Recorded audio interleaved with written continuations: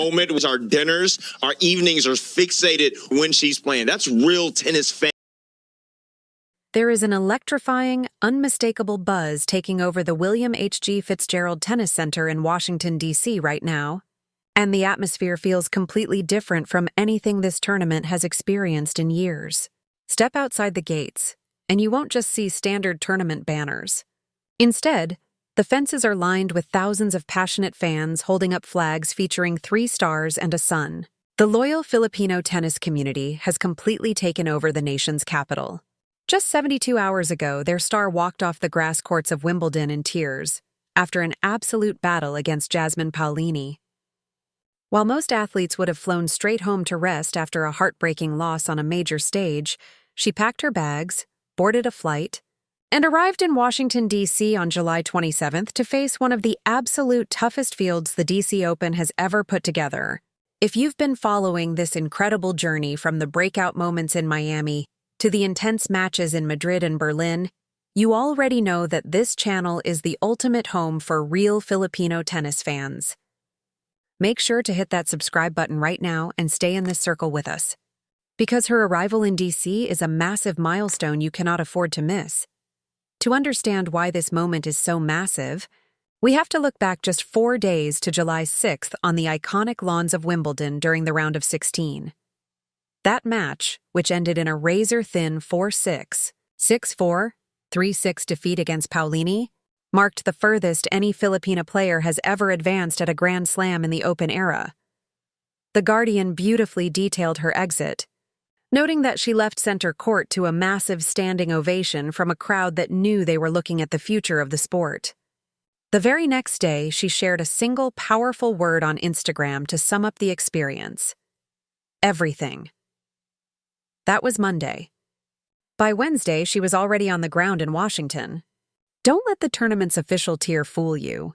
This is a WTA 500 event on paper, but it boasts the sheer competitive depth of a WTA 1000 masterclass.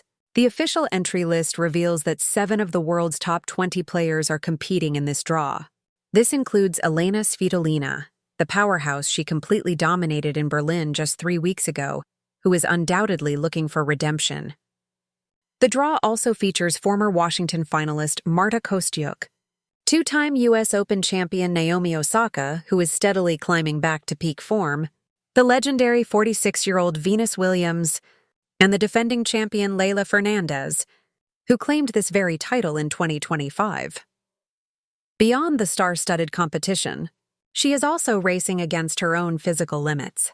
Exactly 1 year ago in Cincinnati, her body wore down under the intense pressure of back-to-back tournament schedules. The tennis world remembers that physical hurdle, and critics are quietly wondering if a 21-year-old rising star can peak on European grass and seamlessly transition to excel on North American hard courts within a 3-week window.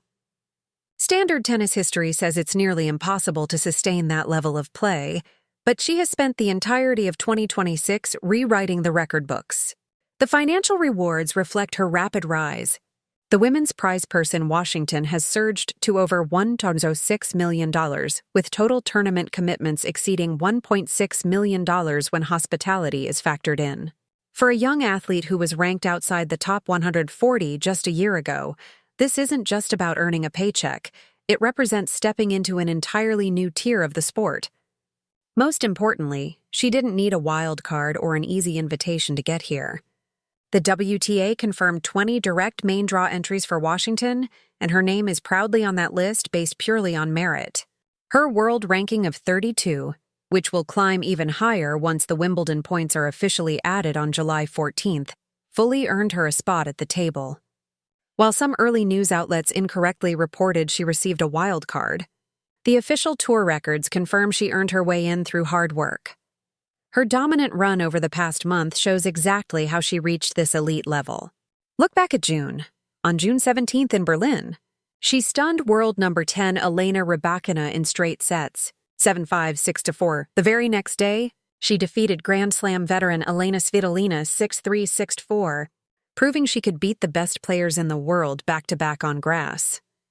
Then, in the Wimbledon round of 32 on July 4th, She faced reigning world number 1 Iga Swiatek and secured a stunning 7-6, 6-2 victory.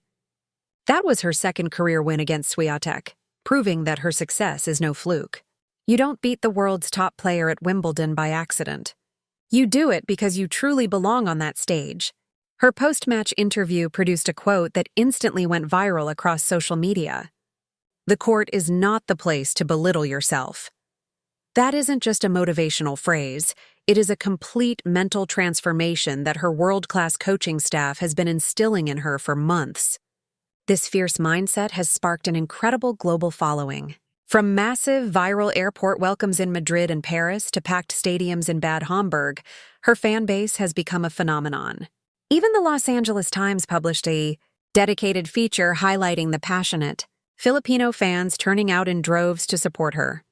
Washington, D.C. is set to be the biggest chapter yet for this incredible crowd support.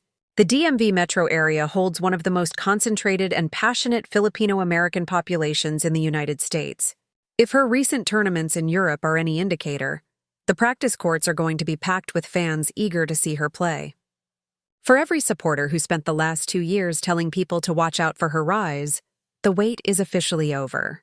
The rest of the sporting world is no longer just watching her potential. She has officially arrived. This massive breakthrough is guided by a precise strategy, led by legendary coach Tony Nadal. As the mastermind who coached Rafael Nadal to 22 Grand Slam titles and built one of the greatest careers in sports history, his leadership is unmatched. She has trained at his academy in Mallorca since she was 13 years old, and this season, Tony Nadal has taken on a direct, hands-on mentoring role in her daily tactical development. She shared insights into their partnership, noting that Tony tells her the tough truths she needs to hear to improve, while Tony has publicly praised her incredible potential and competitive personality. This isn't just a casual endorsement from a legend. It's a deliberate choice by one of the game's greatest minds to invest his expertise in her future. Furthermore, reports indicate that Rafael Nadal himself has offered tactical advice for her hardcourt game this season. The absolute best minds in tennis are betting on her success, and Washington is the ultimate testing ground for that preparation. The upcoming schedule highlights the massive opportunities waiting on the horizon. Following this event, the tour moves to the National Bank Open in Montreal, then to Cincinnati, and culminates at the U.S. Open in New York starting August 24th. This summer stretch is a massive launchpad that could propel her into the top 20 for the first time in her country's history. Starting this journey in Washington is incredibly fitting, as the Philippine embassy sits just a few blocks away from the venue, surrounded by the city's diplomatic center. When she steps onto the court this week, she is representing her roots as a major diplomatic figure, carrying national pride through a city with a deeply influential diaspora. This comes at a time when tennis is growing rapidly in Southeast Asia, with tour prize pools increasing by 13% year over year. Events like the DC Open are thriving because transcendent athletes are bringing massive new audiences to the sport. Every packed stadium and every jersey in the stands directly drives the growth of the game. Reaching the semifinals this week would put her on track for the top 25 before Montreal, and capturing the title would instantly transform her from a rising star into a dominant force on the tour.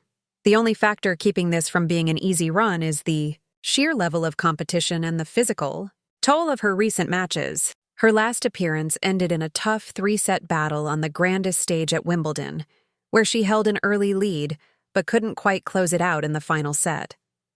While many players would take weeks to recover from that kind of disappointment, she showed her elite mindset by posting a brief note of gratitude to her fans and moving forward onto a flight to Washington within 48 hours. Her resilience speaks for itself.